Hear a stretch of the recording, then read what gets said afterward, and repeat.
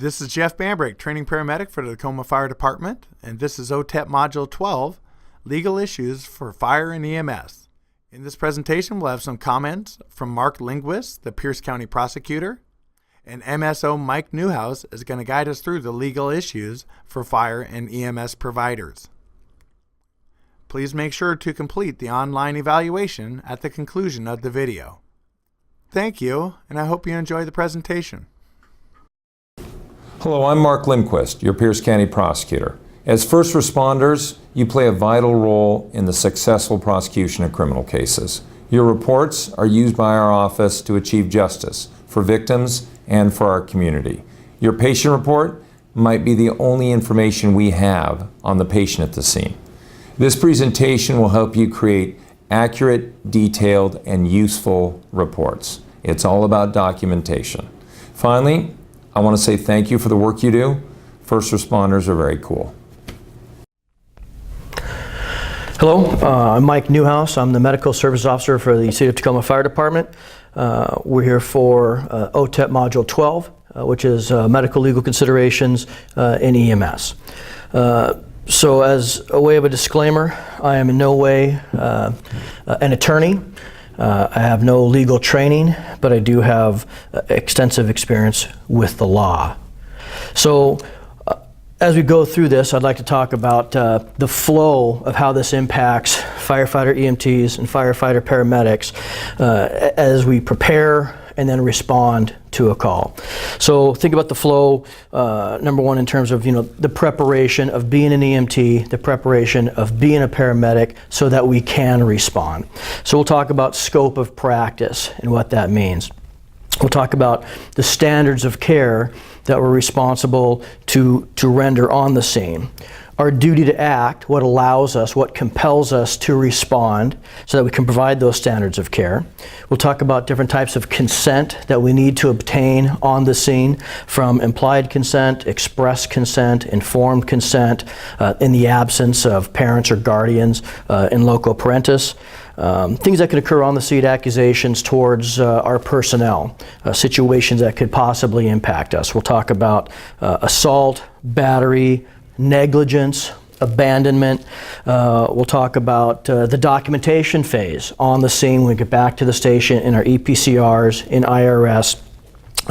Talk about slander, talk about libel, and the all-encompassing theory of liability. We hear that constantly. I'm worried about my liability. What's the liability? What we'll discover is the vast majority of people can't define liability, and it's hard to be scared of something if you don't really know what it is and what the consequences are. So we'll talk about liability as well. And again, we're going to take all these things, put them together so that we have a well-informed, professional, responding group of people out there doing good work for the citizens. So one of the things that we hear consistently in the fire station, on the scene, in conversation elsewhere is, it's against the law. The law says we can do this, the law says we can do that. If you ask someone, well, what type of law? From where does that originate?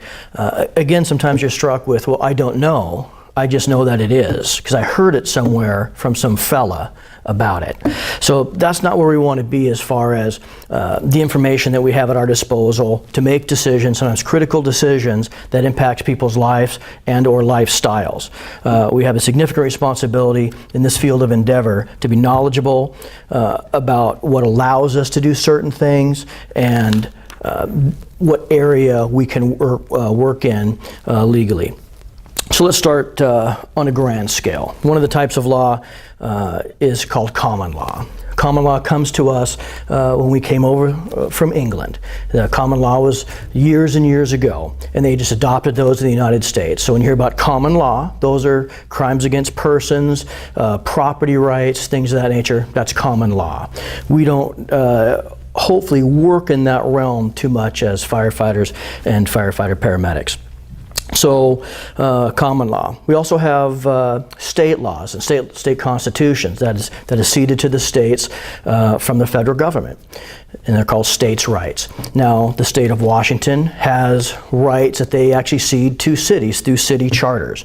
The city of Tacoma is a chartered city, and we are compelled as the ALS responding agency from the city charter to do certain things because of that law. So, there's also administrative law. Administrative law, for example, is a WAC. When you hear about WACs, that's the Washington Administrative Code. That's an administrative arm of a government, a state government, or it could be a federal government. For OSHA, for example, their administrative law are called CFRs, the Code of Federal Regulations.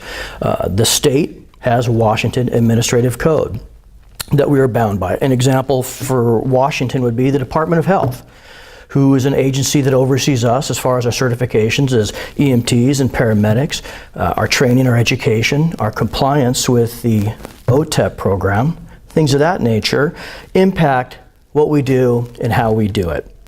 It's administrative law. Additionally, there's case law.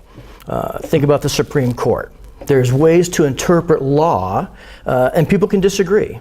And they would put forth an argument saying this is why we believe this interpretation of the law should be the way it is understood and practiced and implemented in this jurisdiction, state of Washington, or it could be federally. So whoever has the best argument, there's a ruling in favor, and that becomes a precedent. It is case law that you would cite to interpret any disagreement in the future where that law is applicable. Now, civil law, also called torts, is a civil wrong. It could be a person against a person, it could be an organization or a business against a person, but that is between myself and my neighbor. It could be myself and my homeowner's organization, as in Oak Brook versus Newhouse. So that's civil law. Now, criminal law is crimes against public, and those are RCWs, the Revised Code of Washington. So a criminal law is, for example, assault, homicide, things of that nature, theft. So a society has an invested interest in making sure that the citizens are safe, can move about freely, unencumbered, and live their lives without endangering other people or putting them at risk. So when you hear about a homicide, we respond to a homicide, we work on someone, you will see that it is the state of Washington versus John Doe. Where if it's a civil disagreement, it's Mike Newhouse versus Jeff Bambrick, which is pending. So just to recap, we have common law, we have state constitutions, we have city charters, we have administrative law, we have case law, we have civil law, also known as torts, and we have criminal law. Which of these impact us in our current role? Well, certainly, we have our state constitutions, our local charters. Administrative law impacts us. Civil law, we can be accused of things like assault, battery. We could be accused of unlawful detainment.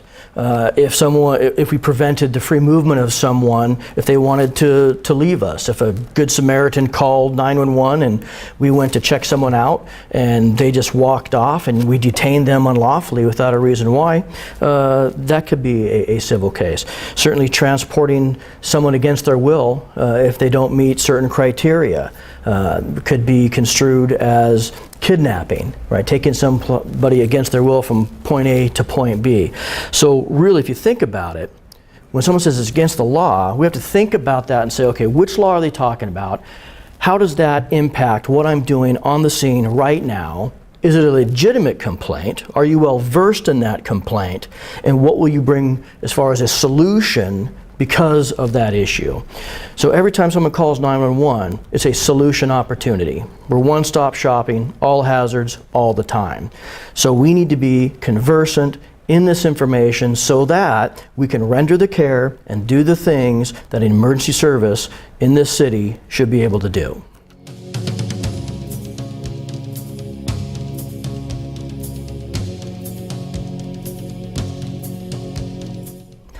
Okay, so let's again think about these in different phases.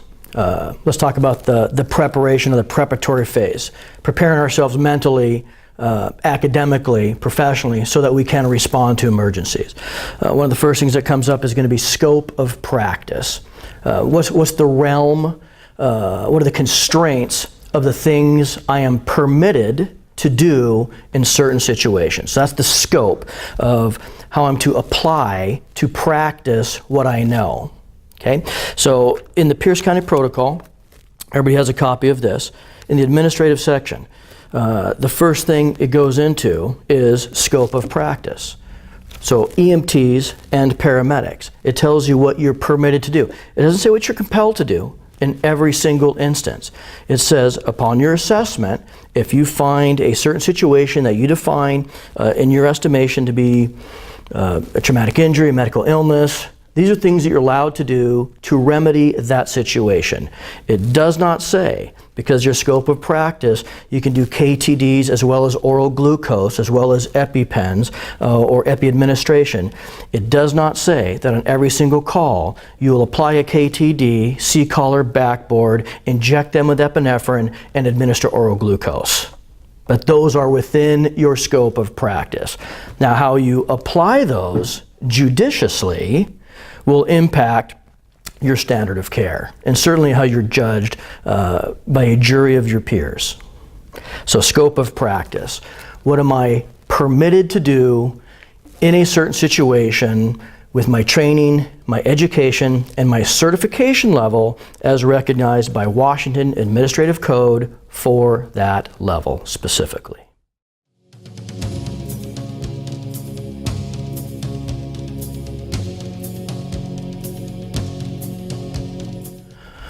Also, in our preparatory phase, let's talk about our standard of care. So the standard of care is going to be different if you're on duty or you're off duty. The standard of care is different for an EMT versus a paramedic. So your certification level impacts your standard of care with your scope of practice. But also, if you're off duty, there's a different standard. You're held to what's called a reasonable and prudent person standard. When you're on duty, it is a professional standard of conduct by people with a similar education and experience, your certification level, so your peer group will change. Now here's what that doesn't mean. If you're off duty and I'm a paramedic and I stop by a car wreck, and upon my assessment, this person needs their airway protected, they need endotracheal intubation. I am not compelled to endotracheally intubate that person because I don't have the equipment in my vehicle at all times when I'm off duty. That changes though when I'm a practicing paramedic on duty and I'm responding to a call. So off duty, a reasonable and prudent person standard, if you choose to stop and render care, which I hope that you would. But you'd be held to someone with your education level without any equipment. So you have a higher level of expectation. You know how to maintain cervical spine immobilization. You know how to extricate someone from a vehicle in certain situations in a manner that other people have no training or expertise to perform in that manner. Okay, so reasonable and prudent person standard off duty, but to the level of your education and training. On duty, we have a professional standard of conduct, and that's people of similar experience and training education. That becomes your standard of care. And that's significant because I guarantee you, the jury pool, there's different ways that they can hear information, and there is never a shortage of people who are willing to testify against their peer group. You hear it all the time. Physicians will testify against physicians. Paramedics testify professionally against other paramedics. So that reasonable person standard does not apply to us on duty. It is very important that you understand what the expectation is at your certification level as an emergency responder in this fire department.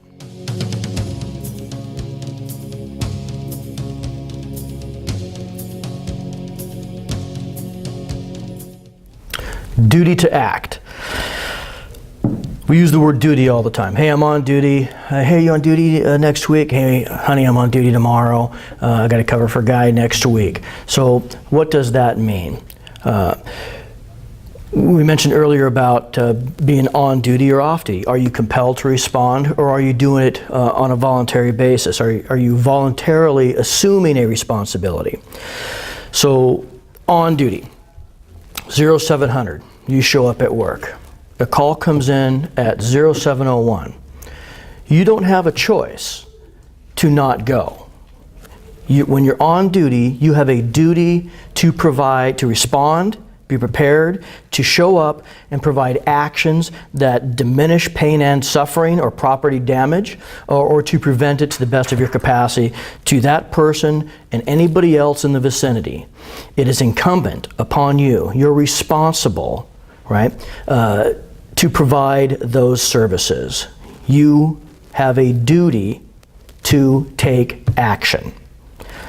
Off duty, you do not have a duty to act. You can drive by a car wreck. You can step over someone laying in the street. You can call that in and report it and say, hey, there is a tripping hazard right here in the middle of the sidewalk, and somebody should do something about that. You are not compelled to stop and render care. You don't have to voluntarily assume that responsibility. And many people do that. We see that all the time. People drive by, they'll do a call in, they'll walk by someone laying in the street who's having a medical illness, traumatic injury, whatever. And they choose not to assume that responsibility. And that's fine.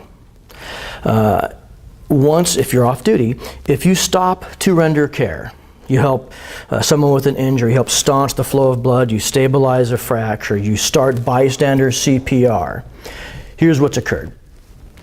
You have now created a relationship where they have come to rely upon your assistance. So what you can't do is just sever that relationship without ensuring that they receive equal or greater treatment to the best of your capacity. So if I stop and I start to render care, I have created the relationship, and I can't terminate that relationship because they have come to rely on my assistance. Now, when you're on duty, it's completely different. There's different types of duties to act. There's contractual. Let's say I'm a lifeguard, and as you can surmise, I'm a strong swimmer. So if I'm a lifeguard and I'm getting paid to not only look good, but be good, and someone starts drowning in the pool, I'm being paid, then I have to render assistance, right? That's a contractual relationship. Well, there's a voluntary, which I've already discussed. If I choose to stop and render care, I've created that relationship. Well, the third is sworn duty, and that's where we fall under. Peace officers, firefighters. We have a sworn duty. We are sworn officers that we have to respond. You know, for example, we have a contract with Rural Metro. They're not sworn officers. They don't have to do that. So once we are dispatched, we have that sworn duty to provide action. So duty to act is significant. It's one of the major components we talk about later on, negligence, which is something that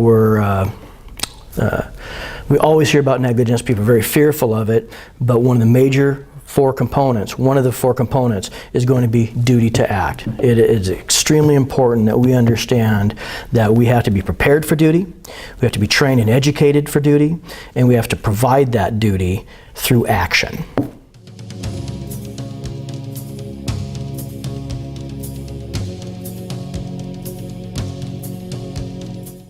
Okay, so we're prepared to go on calls now.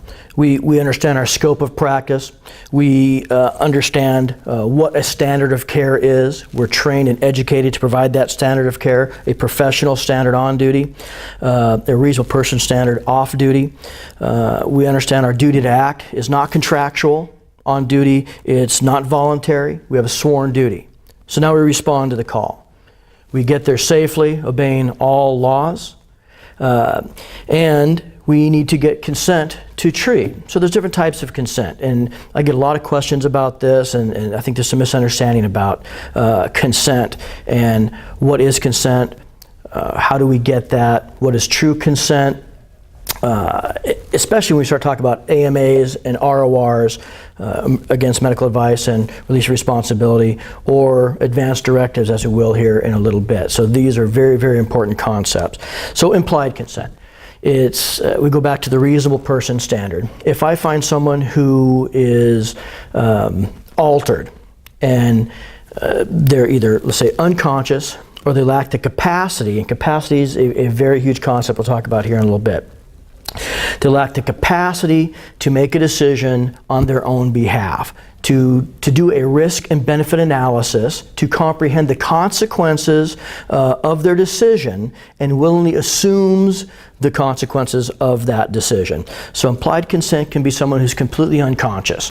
Well, a reasonable person, a reasonable and prudent person would allow an emergency responder to stop, assess, and treat them as necessary, and to facilitate transportation to a designated receiving facility as dictated in that system. So that is the reasonable and prudent person standard applied to implied consent for the patient, which allows us, right, to utilize our scope of practice, right, and provide the standard of care. So implied consent. Now, it could be someone who is altered by drugs or alcohol, right? They lack the capacity to do a good risk-benefit analysis. That's implied consent. It could be someone who has a cognitive thought disorder, right? That can come under implied consent as well. It could be from hypoxia, and we could go on and on as far as examples. So implied consent, they lack the capacity to communicate to you their willingness to receive your care. You will implement the reasonable person standard that they would receive your care if they were informed, and then you apply that care within your scope of practice to the standard of care. Expressed consent. This is the one we use most commonly.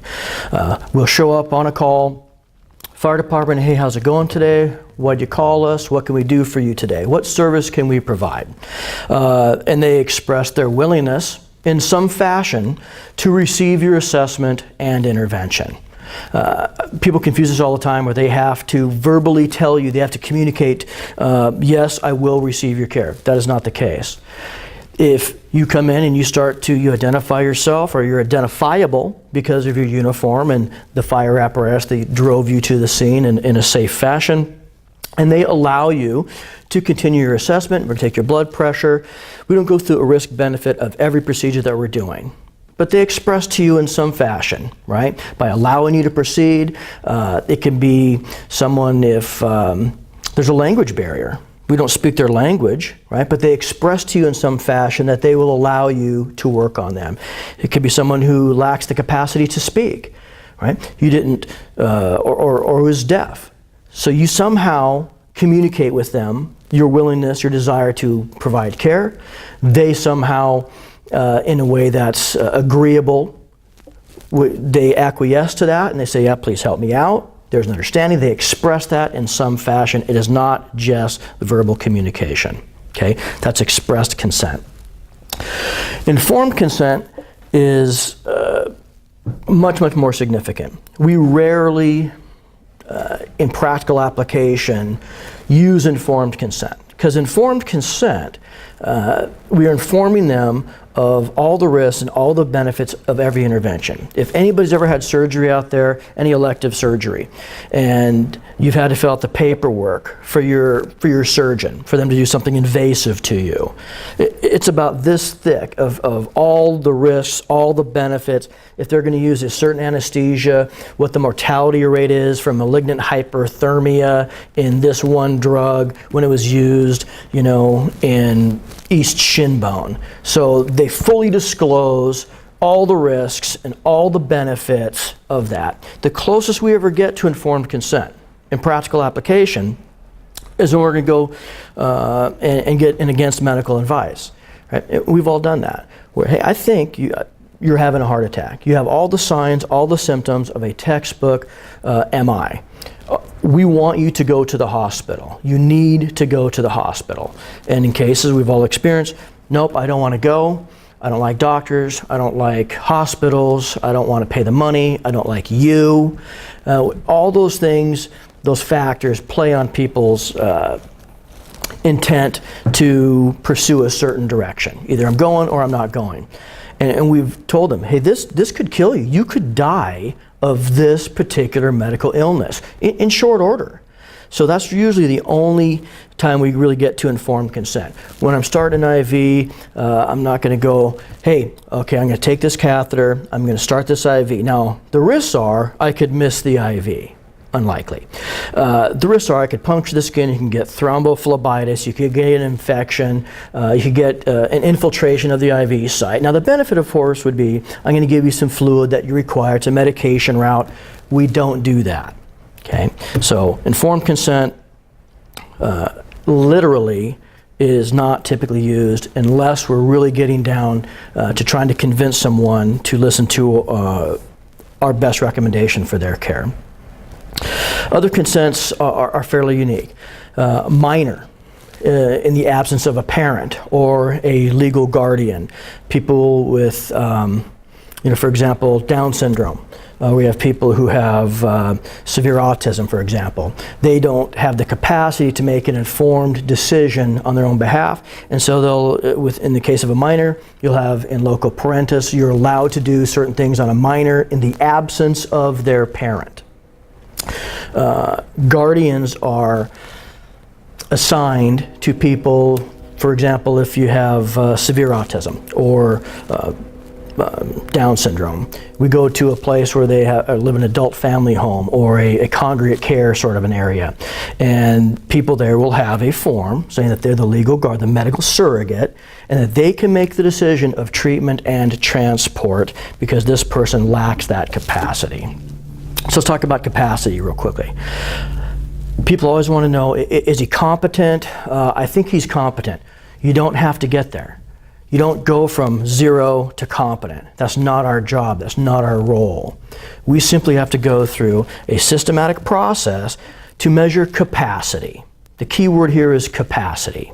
If somebody has the capacity to make an informed decision, then by definition, they are competent. So we don't determine competency as firefighters and EMTs on the scene. We simply measure capacity.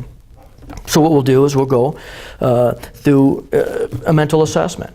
Is he alert to person, place, time, and event? On our Glasgow Coma score, is he 4, 5, 6? All right. Is he alert to spontaneously with eye opening, verbal? Is he understandable as far as his speech and understanding? So I've measured his mentation. I've measured that capacity. What other capacities are we compelled to measure? Well, is he hypoxic? We have pulse oximeters. Right? We can measure their pulse oximetry, and we're going to document that. How about his glucose? Right? If he's hypoxic and he's hypoglycemic, he lacks the capacity to make a decision on his own behalf. He is therefore incompetent. His blood sugar is 40. He's altered. Their pulse oximetry is 80. They're obtunded. They're confused. They're not competent. So in the absence of drugs, alcohol, metabolic imbalances, hypoxia, things, traumatic injury to the brain, then if all those things, they're alert, they're oriented to person, place, time, and event, they're not hypoxic, not hypoglycemic, not encumbered by drugs, alcohol, or metabolic imbalances, then they're deemed competent. And those people are allowed to make any decision that they want to. They can go against your best advice. They're allowed to make a choice that is not healthy for them, right? You're allowed to put yourself in a situation, you're allowed to die, right? We see that in certain situations that we deem heroic. End-stage cancer. People say, I'm going to enter hospice, I'm going to go into palliative care, I'm not going to go through chemo, radiation, surgeries, all these things. I choose not to do that. And I choose to allow the disease process to end my life. And they're competent, and we're allowed to do that. We have forms for that. Here's the deviation. What you're not permitted to do is you're not permitted to harm yourself. A competent person who has the capacity does not do something that will end in their death, right? So suicide is actually against the law. Rarely prosecuted, but it is in fact against the law. So if I choose to take an action that could be reasonably construed to end my life, I take an abundance of medication in an effort to end my life. That is a suicidal gesture. By definition, you lack the capacity, you're not competent. And we have implied consent where that person is now transported to a medical facility. Here's the confusion that some people deal with. Ideation. Suicidal ideation does not make you incompetent. It does not impact your capacity. So people are allowed to think what they want to think. People are allowed in this country to believe what they want to believe. If someone says, I have been despondent lately, I've been through a divorce and I've had some financial issues, my professional life is less than I wanted it to be, all those factors make people despondent, they're dysphoric, they have thoughts, maybe I'm better off without even being here anymore, and people articulate that. That is not against the law. That is not a mandatory transport. We're going to take and corral someone against their will and take them from point A to point B. There's significant risk in doing that. So ideation is an idea. It's a thought. I would venture to guess that many of us have thoughts throughout the course of a day that could be construed as illegal in many situations. Okay, we have assaultive thoughts, I know I do. So those sorts of things, ideas are not actions. Suicidal ideation, dysphoria is not a mandatory transport. Suicidal gesture, by definition, you've demonstrated you lack the capacity, you're not competent, implied consent, transport. So, we talked about implied consent, express consent, informed consent, minors in the absence of a parent, and people with a medical surrogate, for example. Now that one's unique. Let me expand on that one a little bit. So we'll talk later on about advance directives. And an advance directive is a very unique situation. And I could have someone who I empower as my medical surrogate to make decisions on my behalf, and they might produce the document for you on the scene. If the patient, 90-year-old lady, right, who said, my daughter here is my medical surrogate, and her daughter calls 911 because 90-year-old lady, mom, is having what she thinks is cardiac chest pain. We respond to that. We assess her, she allows us to assess her, provide the standard of care within our scope of practice. We do a good assessment, and mom says, I don't want to go. I just don't want to go. I'm 90, I'm good. I think I'm done, right? Daughter says, wait a second. I have a form here. I'm the medical surrogate, right? I have the medical POA, the medical power of attorney, and there's the financial power of attorney as well. I have the medical power of attorney. I am now basically my mother, right? I want you to take her. What do you do? Here's what I do, okay? Is it a legal form? Look at it, I got it. Mom is still there, she's alert, she's oriented.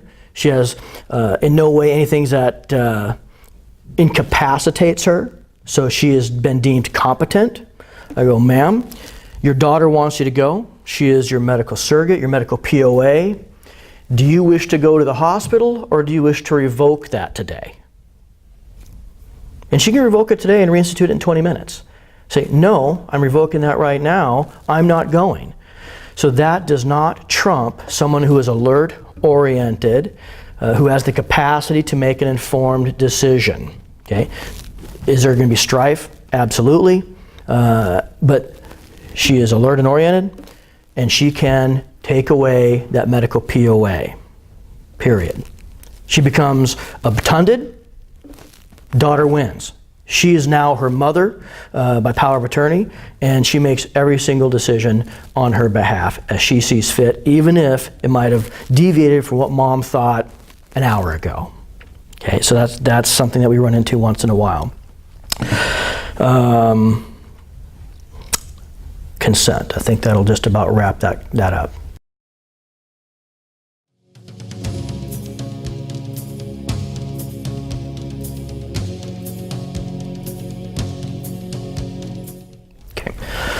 further issues on the scene.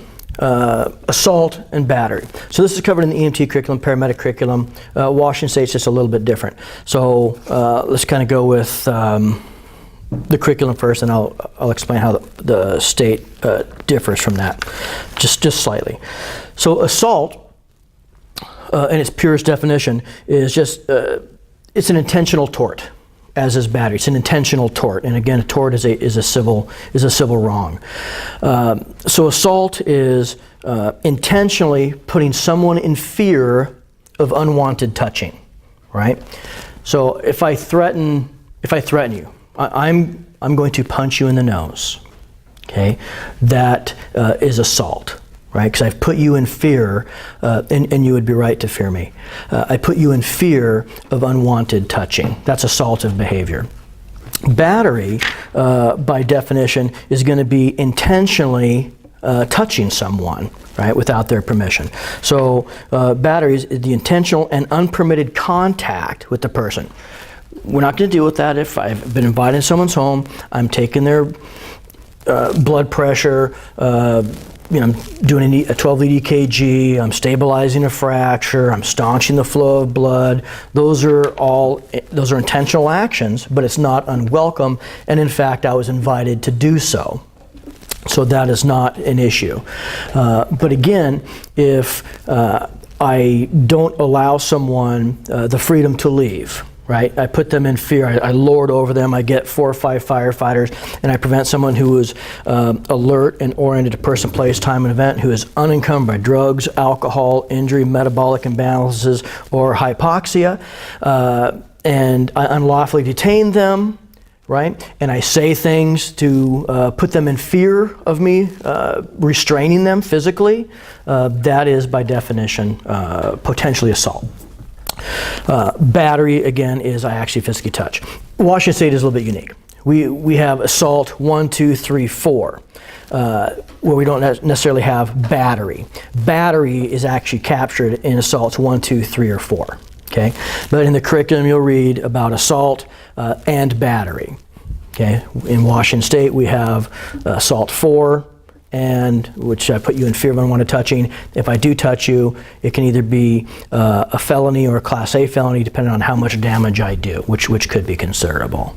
Okay, assault, battery. Way to think about it is: I threaten to punch you, assault. I punch you, battery. Okay, and again, an accusation is by no means a conviction in any case. So people can accuse you of assault and battery or assaultive behavior. That doesn't mean that you have in fact done that. But again, people level accusations all the time.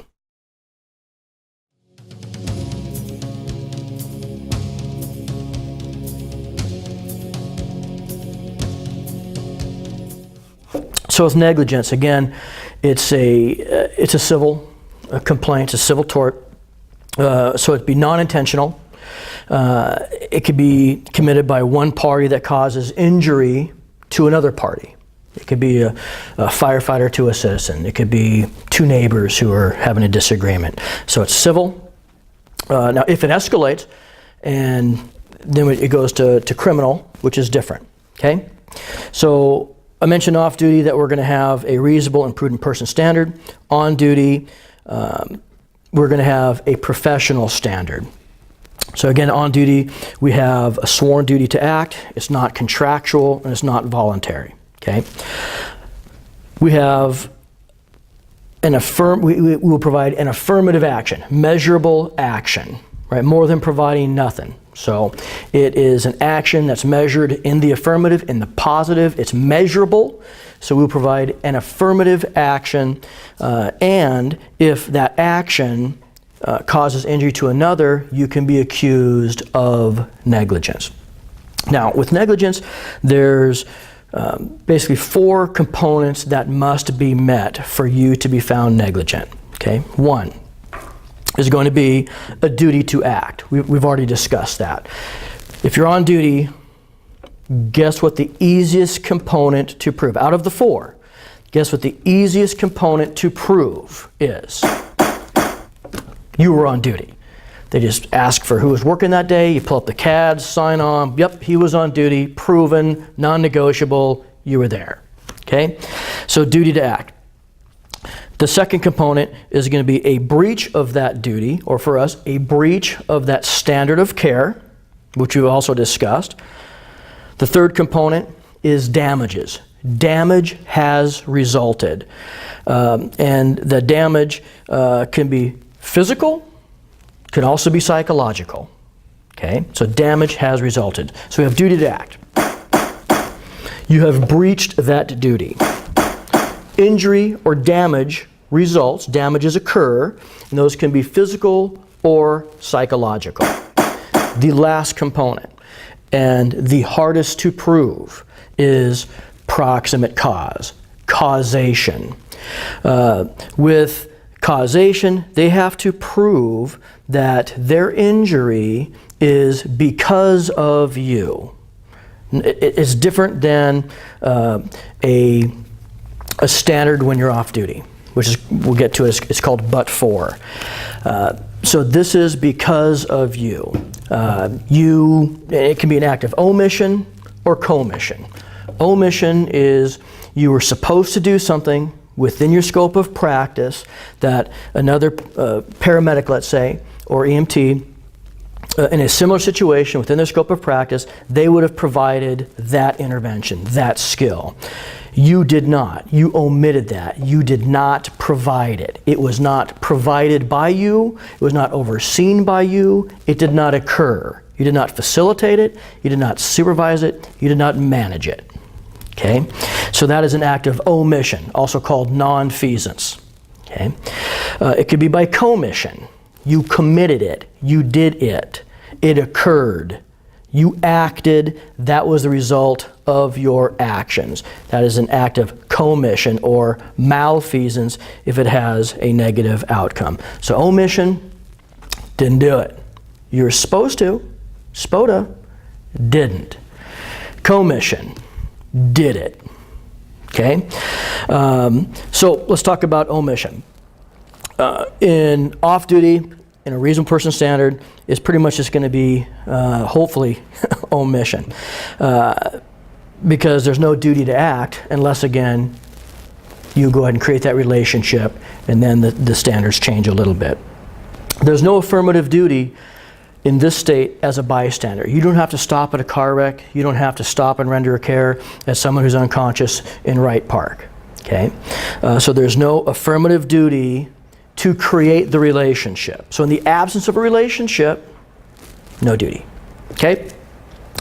But again, if you create the relationship and they come to rely on your intervention, and you have a voluntary assumption of that, then you have to provide care as best you can with the equipment that you have and your training and education. And that has really never been an issue.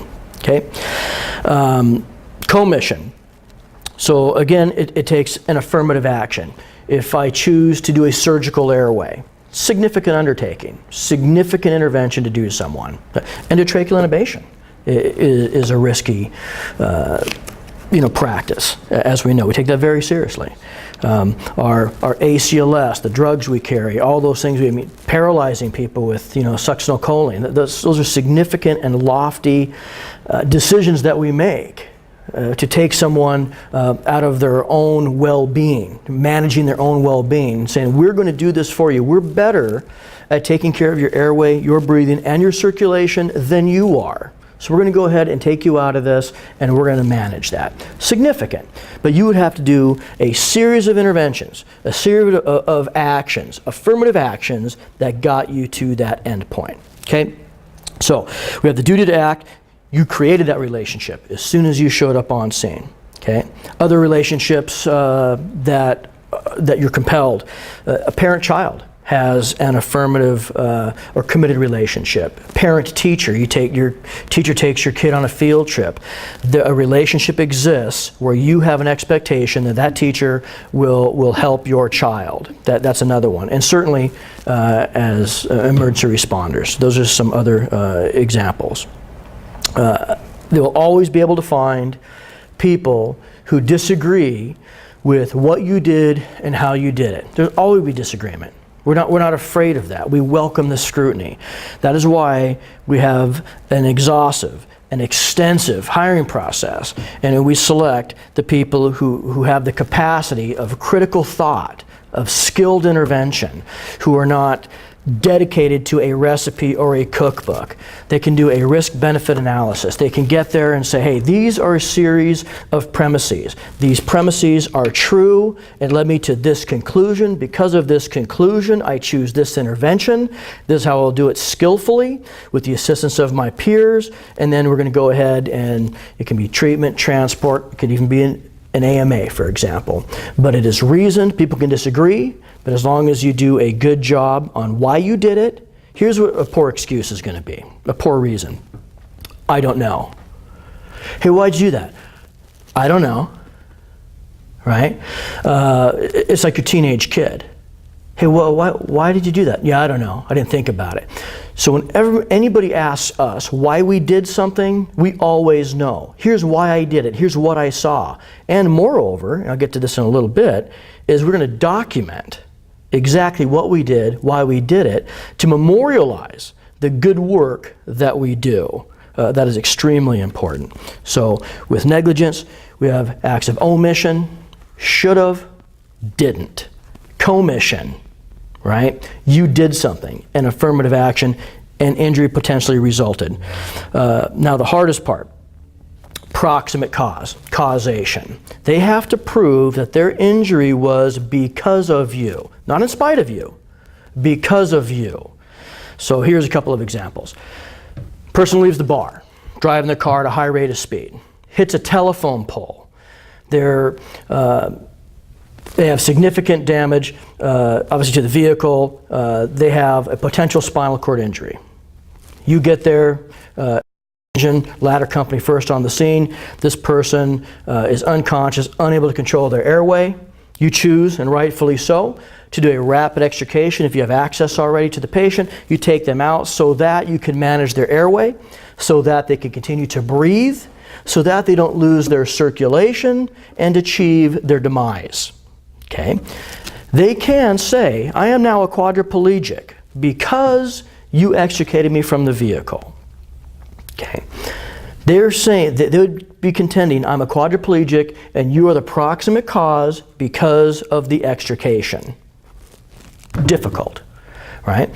Many people will say, right, a lot of learned medical professionals, that the vast majority of damage done to their spinal cord was done nanoseconds after impact, right? When their head hit the windshield at 80 miles an hour, right? When their spine was violently adjusted, right? You took them out so that they would not die of positional asphyxia, other airway issues. So that would not be a proximate cause, but again, you could be accused of that. Other issues with proximate cause, it has to be foreseeable, predictable. If I do this, then this will occur. That's foreseeable. If I cut you with a knife, it is predictable. I can foresee that you will bleed. Okay? So it has to be a foreseeable element to that. And also, there has to be a predictable and probable consequence of your action. Okay? But here's the key. If there's an intervening act, okay? Let's say, for example, we go to a scene and the scene becomes violent or untenable. We go to a medical aid call and it gets sideways. Somebody becomes violent.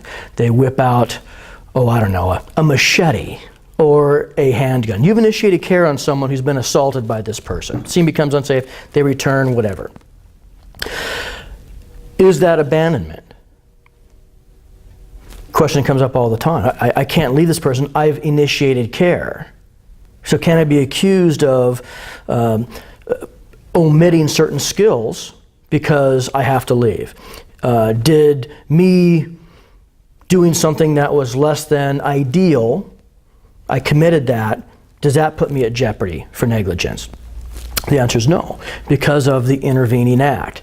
You were doing what you were supposed to do, but an intervening actor came in, something altered your behavior that you had no control over. There was a recent lawsuit where a car wreck, right? Car hit a telephone pole, shorted out some stuff, and this guy's house caught fire. Okay? So then, guy sees his house catches fire. He runs in, starts grabbing his valuable stuff. Right? He's got his G.I. Joe with the Kung Fu grip. He's got his Betamax. He's got his, all the stuff that his bowling trophies, all the stuff he values.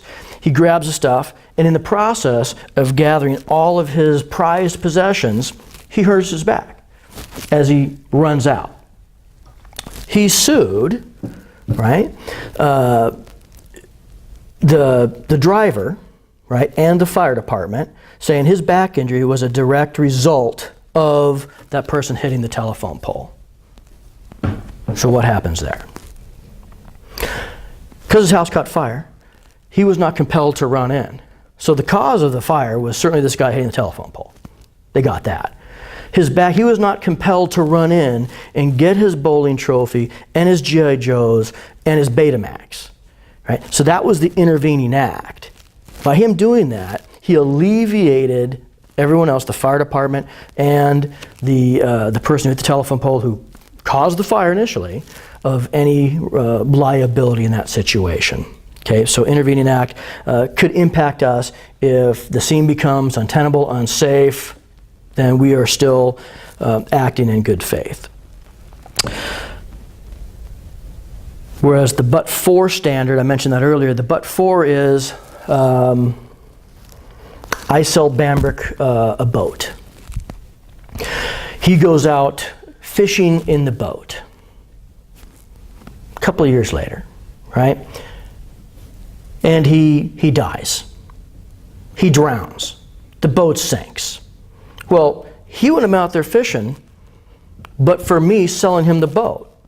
So I am obviously responsible for his death. No.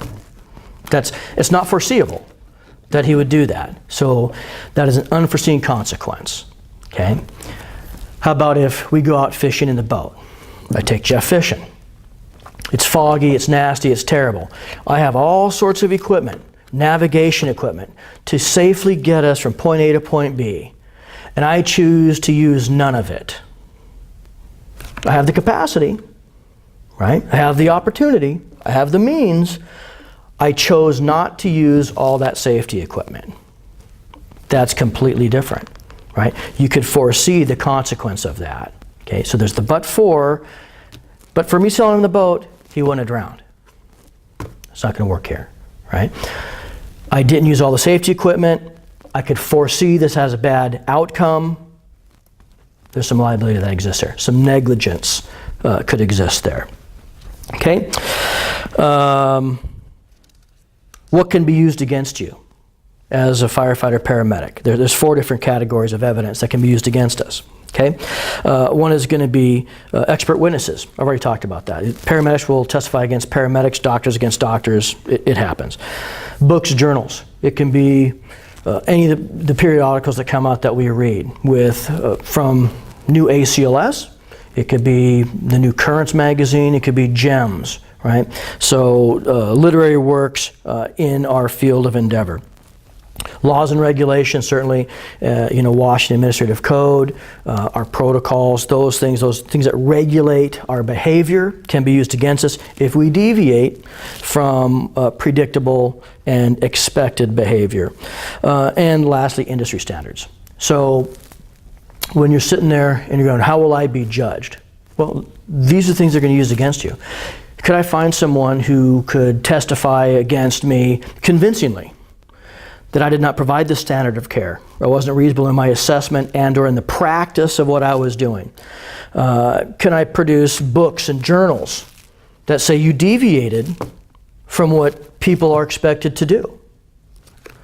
Could I produce a law, regulations, protocols that say this is what you should have been doing and you did not do that? And here, throughout the industry, is at the very least the standard of behavior. We can vertically go up from that, but the horizontal standard is this, and we can go up. Good example of that would be OSHA, right? But we're a WSHA state. Because we surpass OSHA requirements, we're allowed to do that, okay? And so those are going to be industry standards. 4 categories of evidence they can use against you. Again, witnesses, books and journals, literary works, laws, and industry standards. So with negligence, you can also be accused of gross negligence. Gross negligence. Okay, and again, this is still a civil tort. And this is an aggravated form of negligence that involves extreme departure from the standards of care. An extreme departure of the standard of care. It's gross negligence. Elements of that, not standalone, but elements of that will be willful or wanton misconduct. Some states, it has to be willful and wanton. Washington State, willful or wanton. So what's willful? Willful, just like it sounds. So it's deliberate. It's not accidental action or inaction, omission, commission, right? By an individual that knew or could reasonably know that that action or inaction could lead to injury, pain, or mental anguish. That's willful. Wanton. Think reckless disregard. Okay? You're acting with conscious disregard. Yeah, you know, if I drink and drive, something bad could happen, right? If I drink on duty, something bad could happen. If I do drugs on duty, something bad could happen. Off duty as well. So, acting with conscious disregard, reckless indifference to the consequences of action, utter indifference. Okay, so willful or wanton can be elements to prove negligence. So very, very important with negligence. We want to know what the elements are. 4 of them. Duty to act. When you're on duty, you got to go on the call. You got to be prepared to go on the call. You got to be skilled, have to be educated to go on the call, right? Breach of duty, provide that standard of care, professional standards, okay? Injury results, damages occur, physical or psychological, right? And you are the proximate cause. Now, with proximate cause, then we get into liability, we'll talk about a little bit later on. Is it you as an individual, or is it accrue collectively? So with liability, there's joint and several liability, there's a vicarious liability, and then there's strict liability. And we'll talk about that in a little bit. But it's very, very important that you understand the components of negligence. Right? Does that scare us? The answer is no. No. We welcome the scrutiny. We welcome the challenge of going to the worst calls, the sickest people, the most property damage. That's why we're in this field. We're doers. We're decision makers. We have the capacity, the knowledge, to have people invite us to their worst day knowing that we can make it better or to minimize the damage. That's why we compete for this job against thousands of other people. That's why we work hard every single day to maintain a professional standard so that we're willing and we're able to do this job in a manner to which the citizens deserve and which makes your family proud of the job that you have.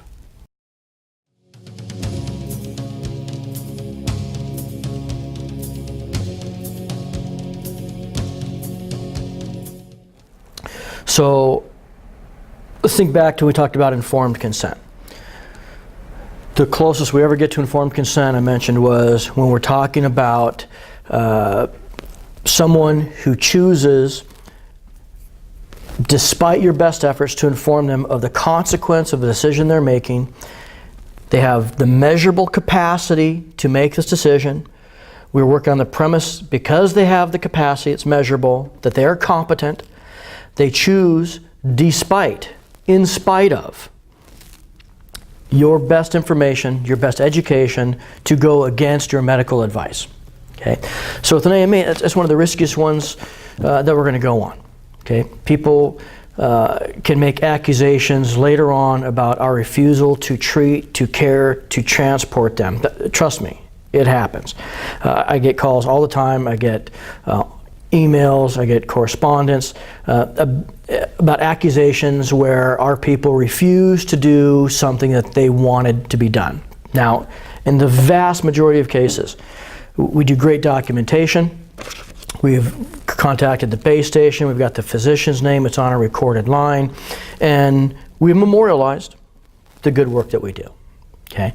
So with an AMA, we want to make sure that we not only inform them fully as best we can, we need to document that we have informed them of the risks of their decision, the potential consequences from our perspective, from our training, from our education, that could be derived from that current decision. You want to make sure that we invite them to change their mind, right? And at any time, I can walk out of this door and you can say, hey, I changed my mind. We don't go, no, you've decided and we're leaving. Right? We invite them to call 911 should the problem reoccur, and we're happy to provide that service. Okay? Here's what becomes very important.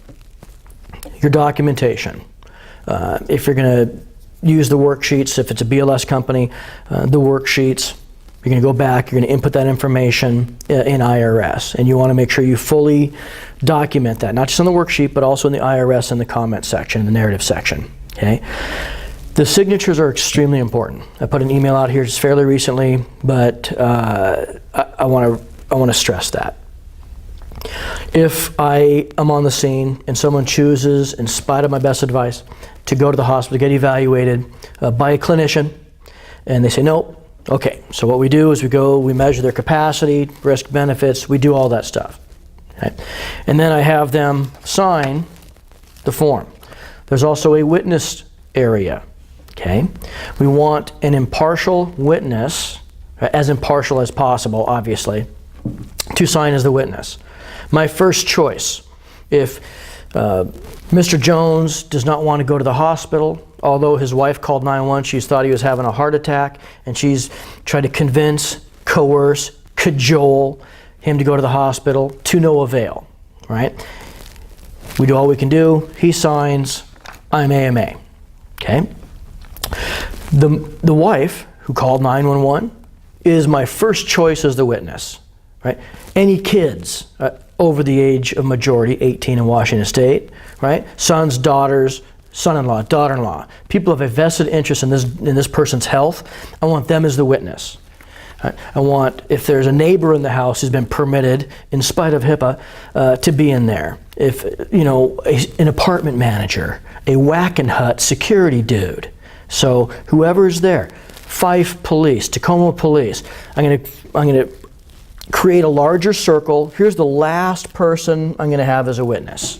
My driver, my third man, my third person. Okay? Because then it can give the illusion of collusion. Okay?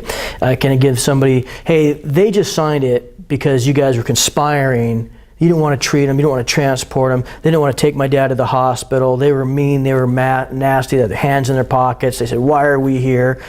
Those accusations exist. Okay? But when you fully document the against medical advice, you have the patient sign, and then you have a vested person sign, then that is the strongest case that we have. So it's very important. Here's just an example of one that's going to court here fairly soon. It's an AMA, significant issue. And we do, in fact, have a singular signature, but we do not have a witness. And this person suffered some grievous injury as a result of some poor decision making. But what happens in many cases? People want to shift blame. They want to accuse other people, possibly game the system. There's different motivations for why people do certain things. So is this the strongest case that we have?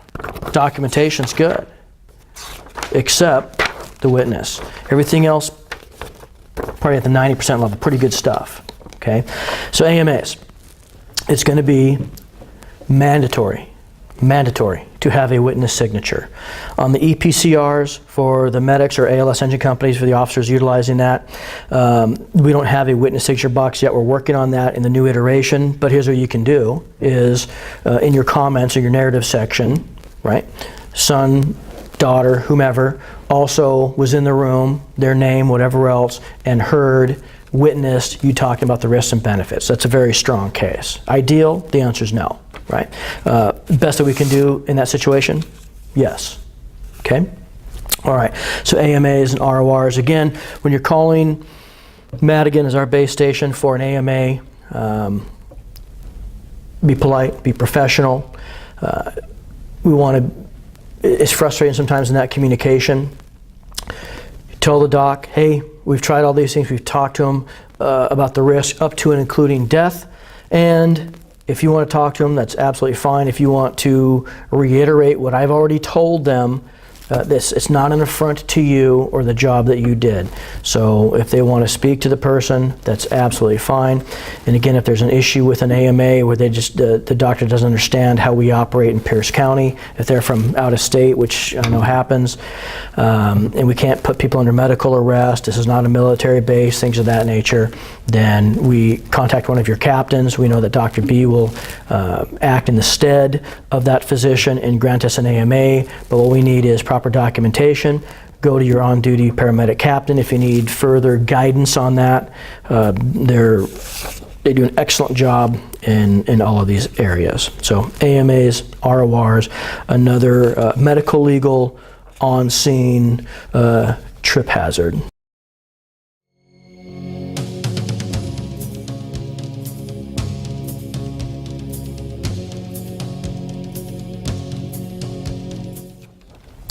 So let's talk about abandonment very quickly. So with abandonment, we throw that around. What does that mean? I used an illustration earlier about a scene that became unsafe because of a violent person. Our first priority is the safety of ourselves and our crews so that we can provide care to the sick and injured. Our service level diminishes greatly once we're dead or we're unconscious. Pretty significant drop off in performance.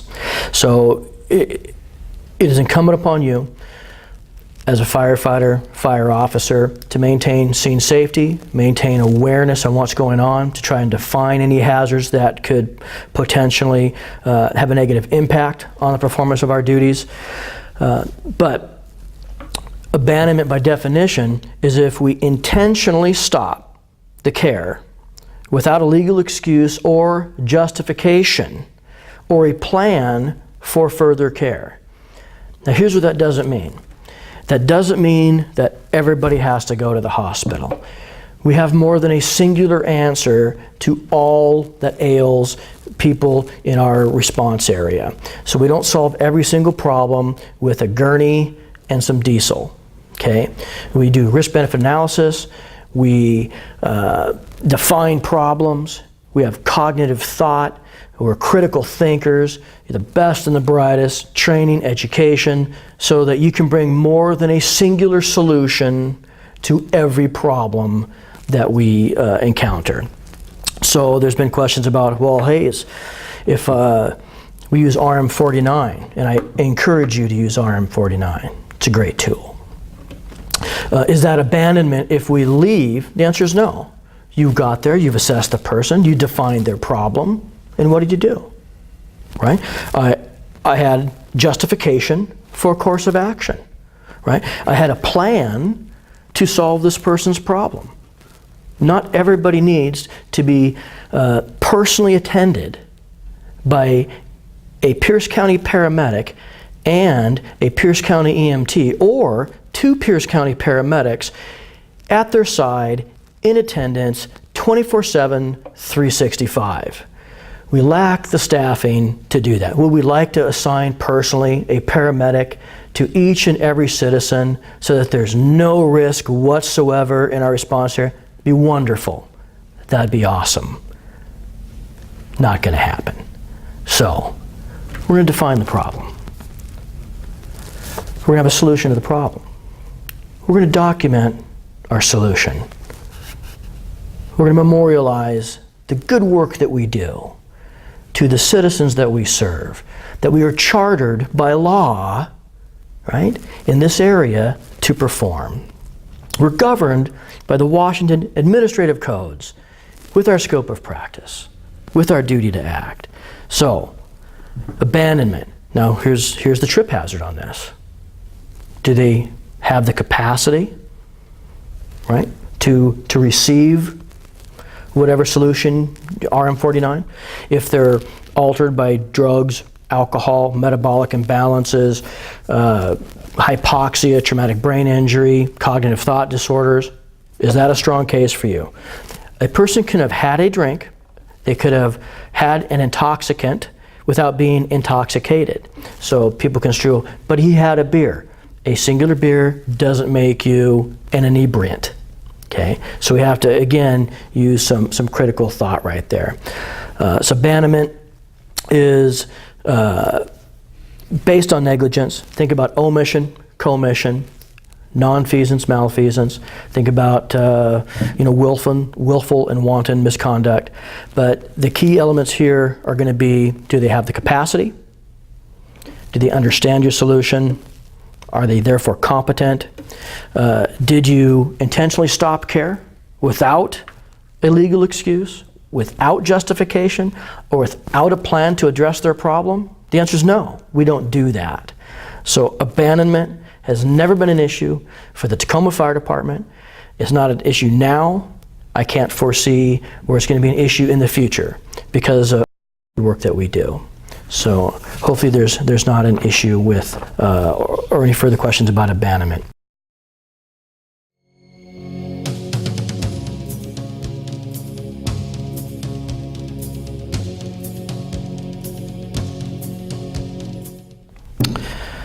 Next we'll move on to talk about slander and libel.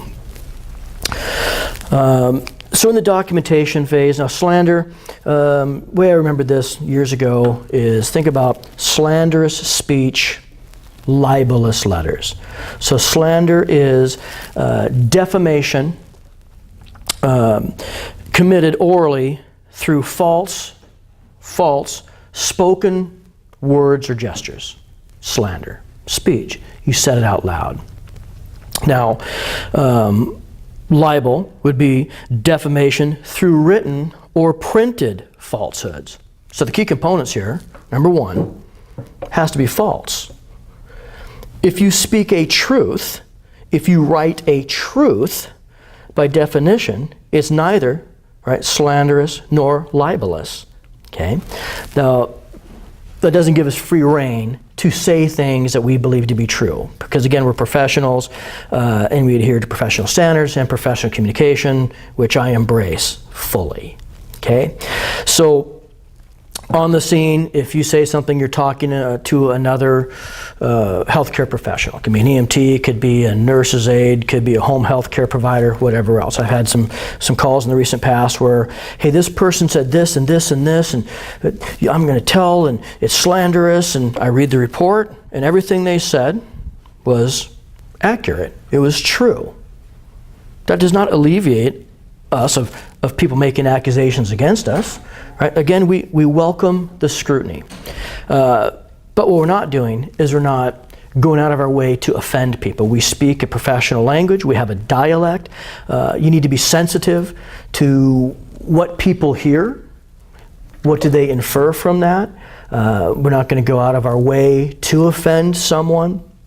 But again, people can accuse us of slander. But slander spoken has to be a falsehood, and it has to result in defamation of that person. Okay, so slanderous speech. Now, when would we flirt with libel? Well, in our documentation. Libelous letters written. It could be in our worksheets, it could be in IRS, it could be in the EPCR. Now, where would that happen? Would it happen in the drop-down menus on the vital signs? Probably not. Would it happen in the narrative section? Most likely. So if we're talking about libel, then what we want to do is make sure, again, we are factually representing our findings objectively. We're not subjectively putting things in there that we believe to be true, that we observe. Here's a classic example. patient was drunk. Do you know that? Or can you describe objectively the patient had slurred speech, he had nystagmus, he had an ataxic gait, he had muscle discoordination, he was incontinent to feces and urine, he smelled of intoxicants, he was found amidst 40-ounce cans of Steel Reserve. So those things, it's objective and it paints that picture. Oh, it sounds like this person may have had an intoxicant that led to their muscle discoordination, their nystagmus, yada, yada. Okay? So what we don't want is commentary, any social commentary, any judgments on a person, their appearance other than objectively describing what you see, but attributing no value to that. And then libel's not going to be an issue for us. Okay? So libelous letters, slanderous speech. We're talking about the documentation in IRS. I implore you to make sure that you use that IRS comment section. You can use this, the worksheets are simply a worksheet. It helps you gather stuff so that you can go back to the station and input the information, particularly in IRS. The medics do, and the ALS engine officers do a great job in EPCR. They use the comment section. They just kind of bang those things out, and we're getting really good narratives 95% of the time. And when people get tired, it's late at night, you know, it falls off a little bit, so we need to be vigilant in how we document 24/7. I've seen a significant drop-off, just universally, on our IRS reporting. Some of them I would say are stellar, and I've shared examples of that with the battalion chiefs to push down. I've talked to people individually about what a good job they're doing. They just use basically a modified SOAP format in there. They use a Word document where they just cut and paste it into IRS, and they have that template. Very efficient way to do that. And I've read some that I would put in the less than stellar category. Some I would put in a little bucket over here called abysmal.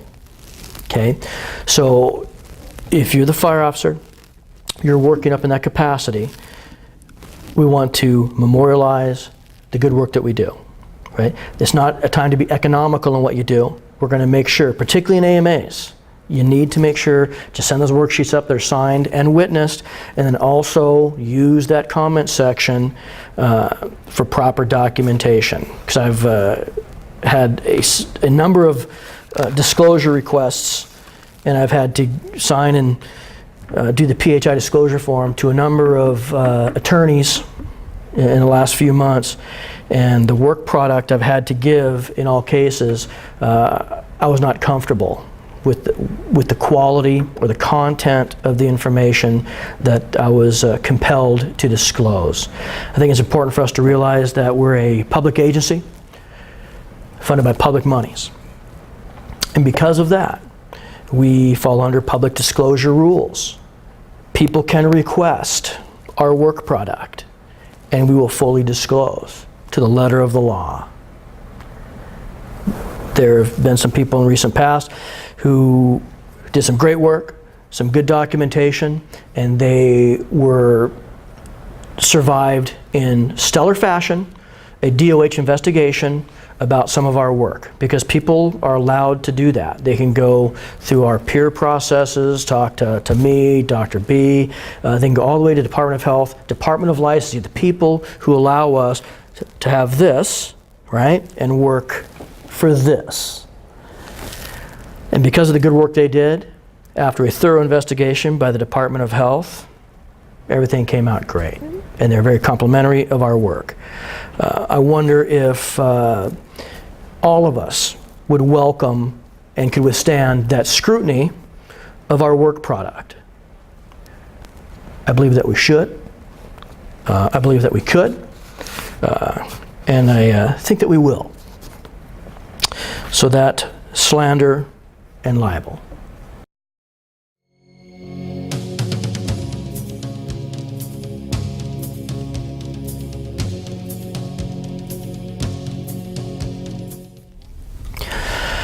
Okay, we've talked about preparation, on-scene issues, trip hazards, kind of an umbrella over everything. We always hear talk about liability. I hear that all the time. What's my liability? What am I? Am I liable for that, or can I get in trouble for that? And I always ask, what's liability? How do you define that? Well, I don't know. I just don't want any of it. It's like Ebola. I can't define it. I know I don't want it.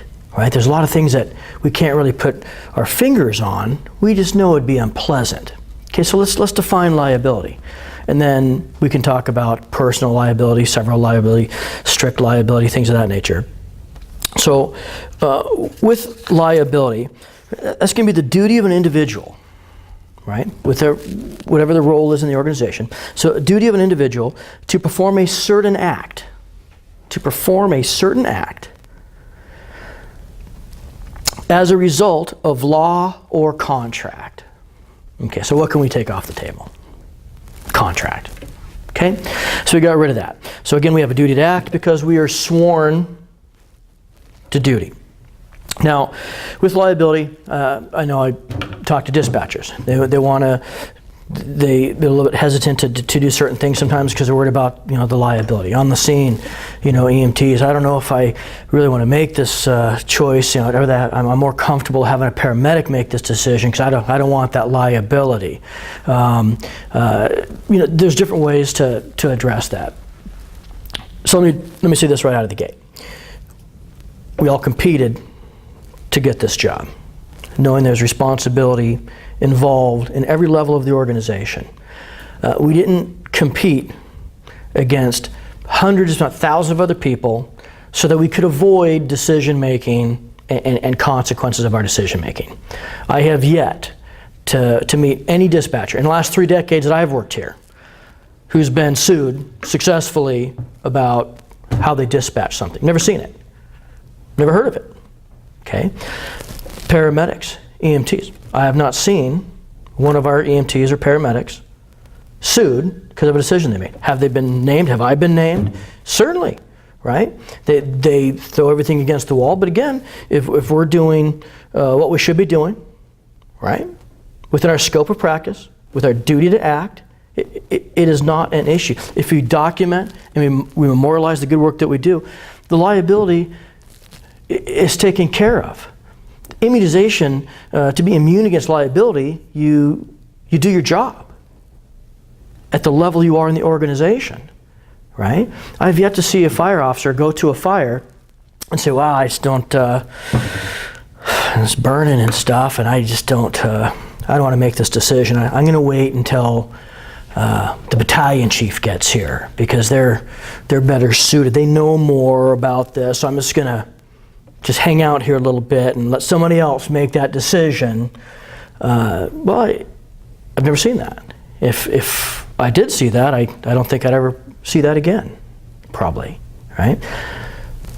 So understanding our role, our responsibilities, it's incumbent upon every single one of us as a civil servant, right, to the citizens of the city of Tacoma. So we're responsible to do. We don't run from liability. We're not afraid of liability because we understand our role, we understand our skills, we know what to do, when to do it, how to do it, and then here's what we do. We do it, okay? So liability is not an issue. If you have an issue with liability, here's what I suggest that you do. You can get personal insurance, right, as an EMT or a paramedic, liability insurance. You can get umbrella coverage, right, that covers you professionally. Right? I've had both of those for years. I've never been successfully sued, civilly, criminally, or administratively. But again, I invite you to Google Oak Brook v. Newhouse. So, very important that you understand liability. There's absolute or strict liability. Okay, so strict liability, here's an example, is tainted food or medicines that are wrong, right? So if a pharmaceutical company puts out a tainted medicine, then they have strict liability for the result of that if injury results. You hear about recalls from General Motors, certainly not Ford. General Motors, where they have a product liability issue, and cars could, because of the ignition issue, could shut off, and deaths have resulted from an ignition issue. That's strict liability, okay? Or absolute liability, okay? Vicarious liability. Now, this would be, for example, someone sues the Tacoma Fire Department for something that Mike Newhouse did. Okay, so I work for the city of Tacoma as a firefighter paramedic, and someone sues not just me, maybe they name me personally, but they sue the Tacoma Fire Department, the city of Tacoma, because they employ and should have supervised me more closely. So that's vicarious liability. It's when one party is held for the actions of another party. Okay, it could be employer, employee, City of Tacoma, employee, okay? Vicarious liability. Joint and several, go on a call. Got 3 people off the fire engine, and you have 2 off the medic company, okay? So we have 5 people there. Let's say, for example, something goes sideways. Would never happen, this is strictly conjecture, this is used as an example.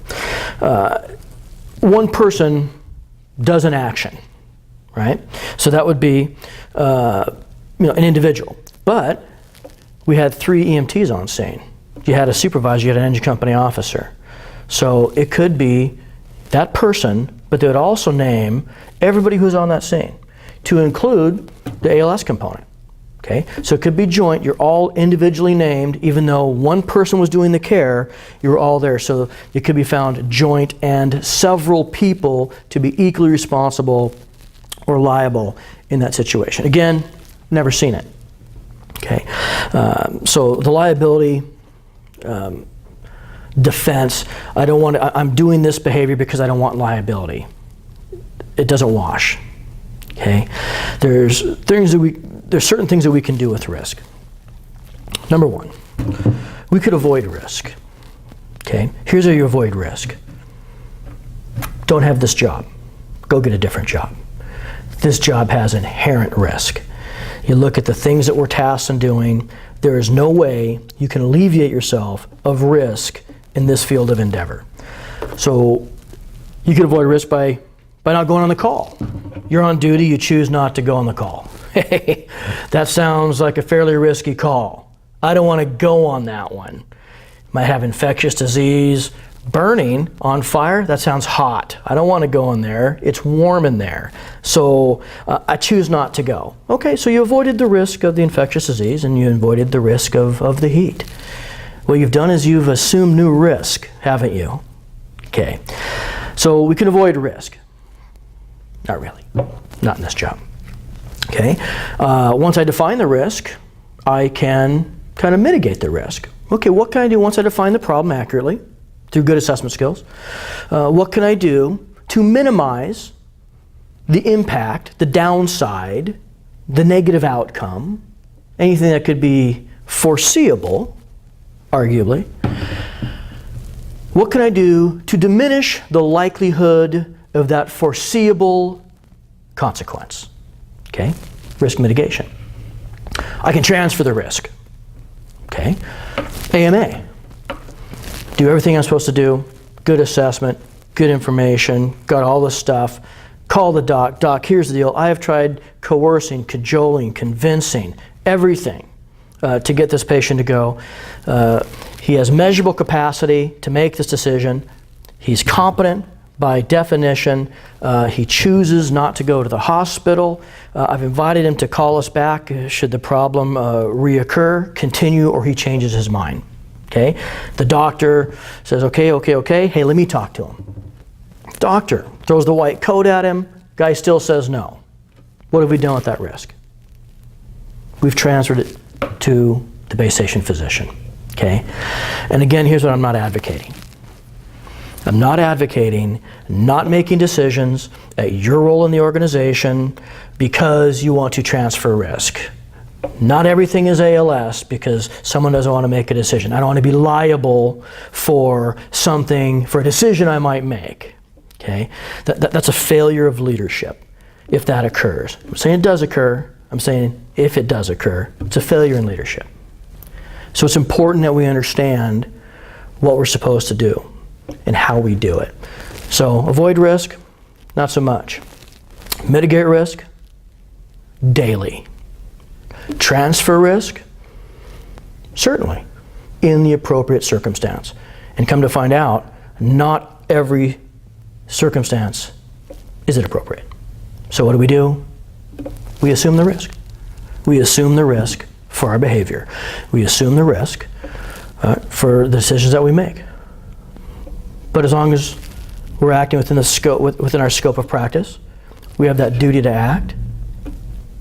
It's not an issue. Never has been an issue. Never will be an issue. Okay.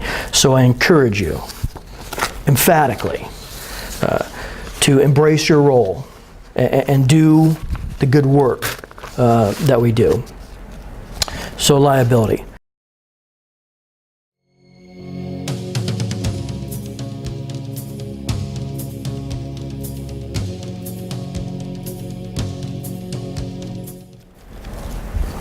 Advanced directives.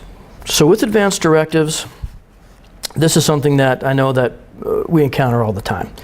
And sometimes we muddy the water on advanced directives. So advanced directives is think of it as just an umbrella that has certain things underneath of it. It used to be an advanced directive was simply a DNR, a do not resuscitate. Right? It used to be a little bracelet, right, from the Department of Health in Washington State. A do not resuscitate bracelet. We had forms on the refrigerators, things of that nature. So we have to remember what comes under that umbrella of an advanced directives. We have DNRs, those still exist, right? Some people still have those antiquated forms. Some facilities, although we're moving towards the POLST form, physician order for life-sustaining treatment, you will not always see a POLST form. When you go and have a surgical procedure, they'll have a facility DNR form. You go to Franciscan, you go to Multicare. They're not going to give you a POLST form for a 3-day stay. Okay, so DNR still exists. POLST forms, our favorite. And there's also living wills. Those are, again, advanced directives. Because if you think about in advanced directives, these are directions, these are instructions give in advance of a situation. Okay, so let's talk about DNRs. So a DNR, a do not resuscitate, has no life until someone has died. Until they need resuscitation, the DNR is simply a form. So the problem is that a lot of people who have the DNRs don't understand this. Okay, and they will call us when someone is dying. Not when they're dead. When they're dying. I like to think of it as dead, death, is a noun. Dying is a verb. It's a process. It takes action. It's incremental. It's occurring. It's ongoing until it ends, at which point the DNR comes to life. Okay? So a DNR has no life until a human life ends. Okay? So we get to calls and someone says, hey, he's a DNR. And they're laying there, they have agonal respirations, they have fluid in their lungs, they have circumoral cyanosis, they're gray, they're ashen, they're hypotensive, they are dying. The DNR has no value. Okay? And they will say, do something. Or more likely, they say, don't do anything, he's a DNR. But they called 911. Because we have a duty to act, we respond safely. And then we get there and we have to implement what's termed as heroic, air quotes, heroic intervention. Okay? That's our duty. So the conflict is when someone says, I invited you here to come lights and sirens so that you can do nothing and go against your duty to act. That's a conflict. risky. Okay, so what do? Okay, if the person is alive but they're dying, that DNR doesn't direct what we do. We can educate the people. Here's what we're allowed to do. Here's what we have to do. And I understand that some people are going to be upset with that. Okay, but there's fewer and fewer DNRs out there, and that's good. It's a good thing that those are going away, because again, it handicaps what we can do. We'll go to living will, then come back to Polst forms. So living will is someone of sound mind, good health, stunning good looks, not unlike myself. I don't know what's going to happen to me in the future. I know I'll die. Most likely I'll be killed, perhaps by one of you. So it's unforeseeable how I will die. It is known that I will. Okay, so because the lovely Mrs. Newhouse needs to be taken care of, and the lovely Newhouse children need to be taken care of, I have a will. I also have a living will that says if some unforeseeable event, something untoward should befall me, right, your loving husband and father, that these are my wishes, these are my directions I give in advance. So what I'm not going to do is saddle the lovely Mrs. Newhouse or the stunning Newhouse children with the decision of what should happen to my life. Okay? I will make that decision. I will direct the outcome to alleviate them of that responsibility. Okay? Because I know what they'll choose. So it's very important that we know, hey, if I get in a car wreck and I have catastrophic brain injuries, which might be indiscernible, then these are my wishes. I do not want to lay there in a permanent and vegetative state. I would like you to go ahead and donate one of my livers, my good eye, donate that stuff, and then put me to rest. I'm done. I don't want to live in a permanent and vegetative state any longer. Okay? But I make that decision today when I'm competent. I have the capacity to make that choice. Okay? Now, that's different than if I'm diagnosed with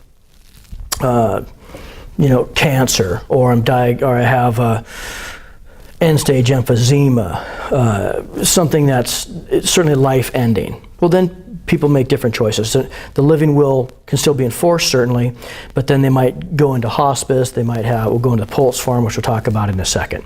So the living will is people who are brand new on this job. They're 25 years old, or like one of our new guys, he's like 14, 15 years old.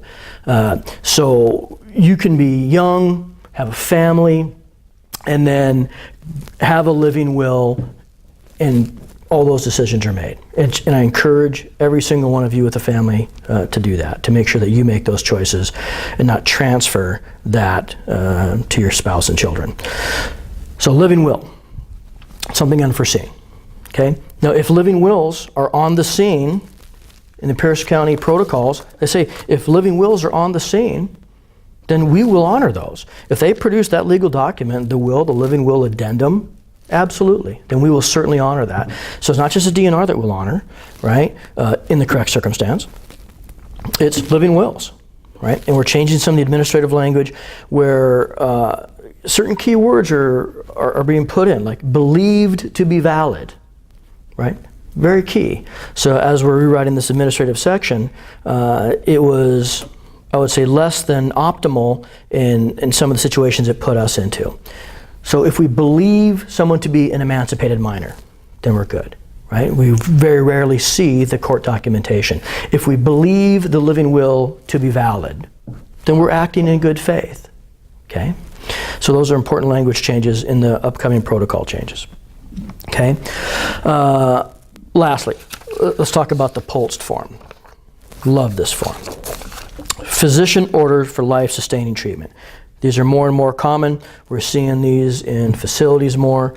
We talk to patients, they have them. Physicians in the area are making sure that their patients are getting these. So this is a great form because this covers the noun and the verb.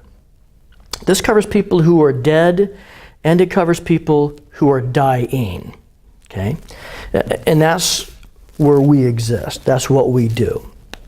Now, box A of the physician order for life-sustaining treatment, right, is basically your DNR box. CPR, yes, or do not attempt CPR. So if I show up and someone is in cardiopulmonary arrest, they are clinically dead at the very least, flirting with biological death. Okay, then it's either I choose, do I want resuscitation attempted or do I not want it attempted? Period. That's it. Go, no go. If they're not in cardiac arrest, box B, very important box. Box B is the dying box. So medical interventions, they get to choose. I get to choose. Right? I have self-determination. I live with autonomy. I'm allowed, because of my competency, my measurable capacity, to fill out this form as long as it's witnessed. Okay? So I can choose comfort measures only, where medications by any route, positioning, wound care, other measures to relieve pain and suffering. Use oxygen, oral suction, manual treatment for comfort. Patient prefers no hospital transfer. Some of the new language we're putting in the administrative section is, regardless of what the person wants on it, it could be their medical surrogate, their spouse, it could be the employee at the skilled nursing facility. Then they say, hey, our policy is to send them out. No one dies here. They all die somewhere else. Okay? You'll have the power to say, wait a sec, that's not the Pierce County protocol. We'll contact base station, right? And then you'll explain what's going on, and in many cases, it'll be a non-transport. That's a significant change. That's what the person wanted. So internal facility policies don't direct an emergency service. Okay? So comfort measures only. Patient prefers no transfer, but we're going to make them comfortable. Limited additional interventions. Includes care described above, but they'll IV fluids, cardiac monitoring, CPAP, transfer to the hospital if indicated, but avoid intensive care. Last is full meal deal, full treatment. Do everything within our capacity to prevent this person's death. Okay? So the pulsed form is valuable. It is our best friend. Again, it covers dead, it covers dying. We can look at the validity of this form, we can discuss it with the people on the scene. You need to make sure in box C that it is signed, it is dated, it is witnessed. Otherwise, this is not a valid form, right? A couple of quick written, name, social security number, and then hand that without the signatures. It's just a piece of paper. So it's very important that you act in good faith and you believe this to be valid, and that directs the decisions that you make. There are some directions to healthcare professionals on the back page of it. And again, it's going to be reviewed, witnessed, and signed. So all of you should be familiar intimately with this form, because that's one of our tasks as emergency responders, is to be conversant in this and to be able to educate the people who don't know what this form means on the scene in an economical, a succinct, and a professional manner, because time is of the essence if this is going to be revoked. Okay? So advanced directives, DNRs, not our friend. Pulse forms, our best friend. Living will, your responsibility to your family. Covered a lot of stuff for medical legal. Again, I encourage you to read, to study, to research, to interact, to question all of these concepts, to expand your knowledge, not just your depth of knowledge, but your breadth of knowledge as firefighter, EMTs and firefighter paramedics, as fire officers in this organization. It's our responsibility to be aware, conversant, and knowledgeable in all of these things so that we can bring solutions to the myriad of problems that we are dispatched to. And we have to have those solutions ready to go in about 4 to 6 minutes. So that 4 to 6 minute time period, probably not at the time to try and learn or remind ourselves of all of these issues. Probably make good use of our time prior to the call, doing our OTEP in a timely fashion that's compatible with our OTEP plan, which is accepted through Washington Administrative Code, okay, so that we're able to be the chartered responder in the city of Tacoma. Please give me a call. Stop me when you see me. If you have any questions about this stuff, material, I'm willing to come out to stations, company conferences, whatever, to go over any questions that you may have. I welcome the opportunity to get out of my closet of an office. So thank you very much.